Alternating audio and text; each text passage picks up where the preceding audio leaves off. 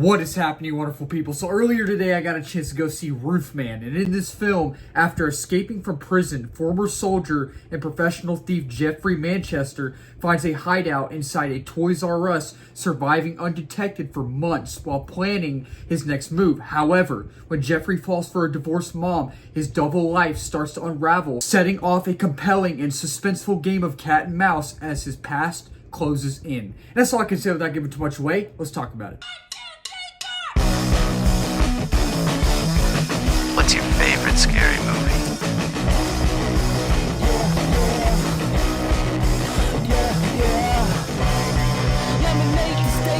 So Roofman, this has been arguably one of my most anticipated movies of the year. I remember they released the first trailer a couple months ago, and before they released the trailer, I had no clue that this was a true story. I had no clue at all, but when I watched the trailer, I was like, I cannot wait to see this concept. This actually happened in real life. Like, this is insane. I can't believe this actually happened. I was dying to see this film. It is crazy when, not just for this film, but every film. I love how in Hollywood, especially today, right, they're making biopics about, or movies based on true events, true stories that you had no clue about. Like, going back to The Smashing Machine, right? With Dwayne Johnson, about Mark Kerr in the 90s.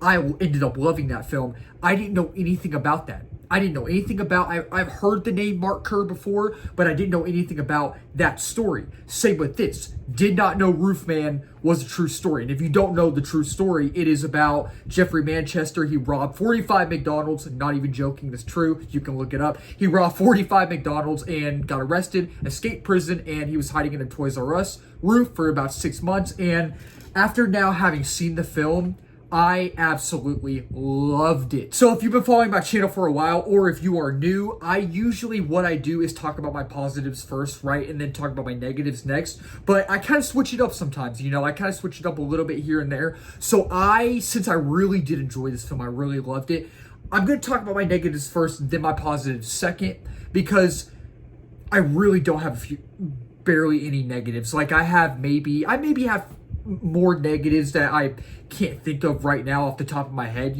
but I do have two that I mainly want to touch on. And I think for the most part, this film works. This film is such an entertaining thrill ride. It's a blast. It keeps you entertained from beginning to end, and you're really not bored.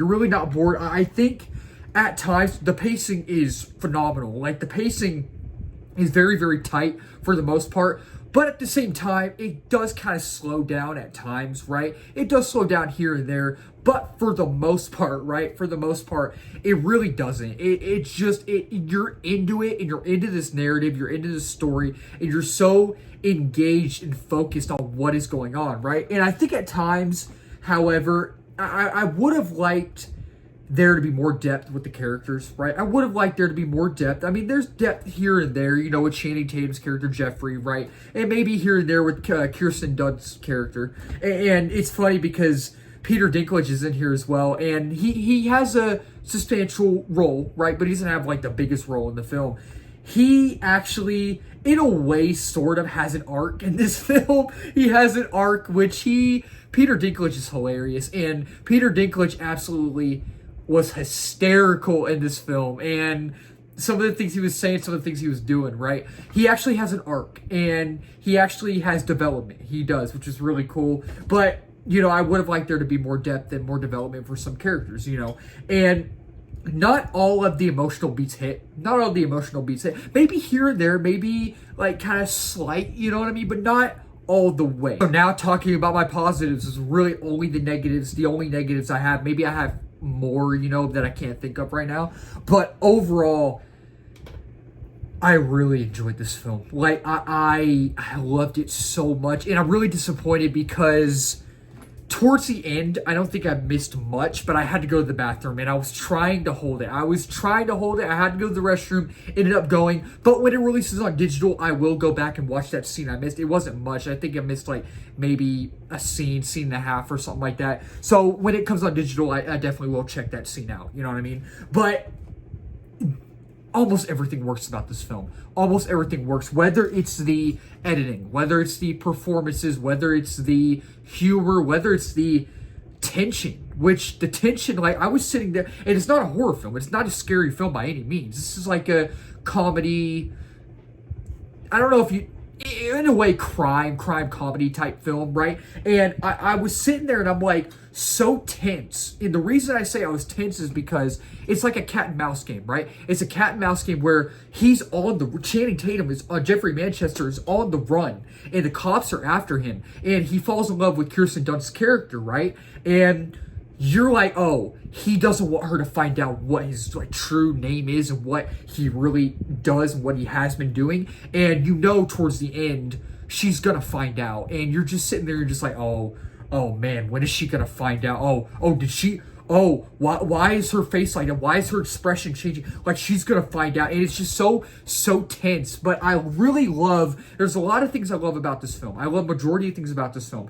But my favorite thing about this film, one of my favorite things, is the way it was directed. I love the way this film was directed. It was directed beautifully, whether it's the shots, whether it's the camera movements, whether it's the editing, whether it's the color grading, the cinematography. I loved everything about it. I loved everything about the atmosphere, whether it's the visual aesthetic as well. And I love how it looks. It has like this retro early 2000s VHS grainy cinematography, color grading look to it, and I absolutely dug that so much in this film.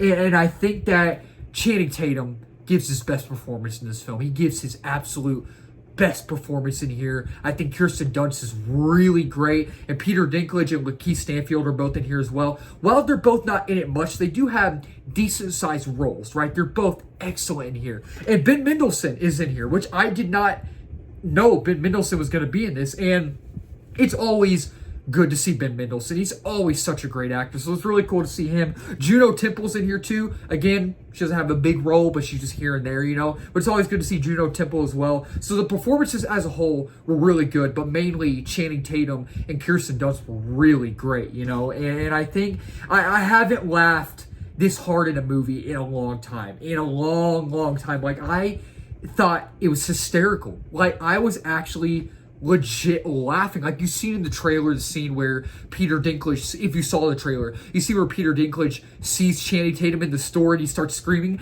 That part got my theater laughing. They were having a ball. I was laughing.